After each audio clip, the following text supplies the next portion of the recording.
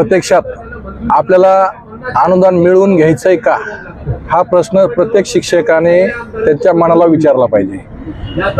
जेव्हा जेव्हा मैदानात हजारोंच्या संख्येने शिक्षक उपस्थित राहतो तेव्हा तेव्हा आपण विजय मिळवलेला आहे, आपला हक्क मिळवून घेतलेला आहे. आता प्रत्यक्षात आजची जर संख्या पाहिली तर संख्या वाढलेली आहे आणि मला अपेक्षा आहे, जगदाळे सरांनी सांगितलंय आणि या मंचावरील सर्व समन्वयकांनी सांगितलंय की आता या ठिकाणी सर्व गट तट विसरून हे एकत्रित आलेले आहेत. प्रश्न एकच आहे, मागणी एकच आहे.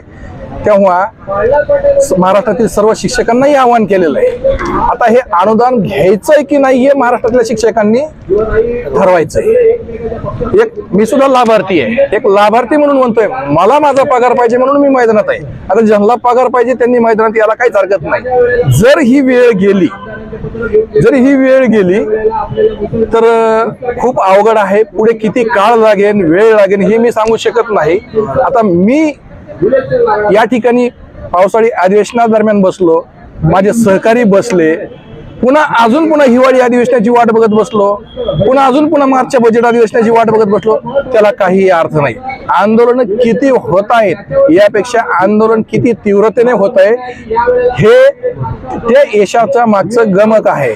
म्हणून मी महाराष्ट्रातल्या शिक्षकाला या ठिकाणी मी विनंती करणार नाही, सल्ला देणार नाही, सूचना देणार नाही. कारण या ठिकाणी सर्वच जण MA, MSc, MCom अथवा 4 PG 3 PG झालेले, BEd झालेले, इतके सुशिक्षित सुसंस्कृत हा शिक्षक प्राणी आहे.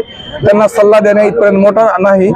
त्यांना त्यांचा पगार पाहिजे. त्यासाठी त्यांनीही विचार करायला पाहिजे की नेमकं आपण आपलं योगदान कशा पद्धतीने द्यायला पाहिजे.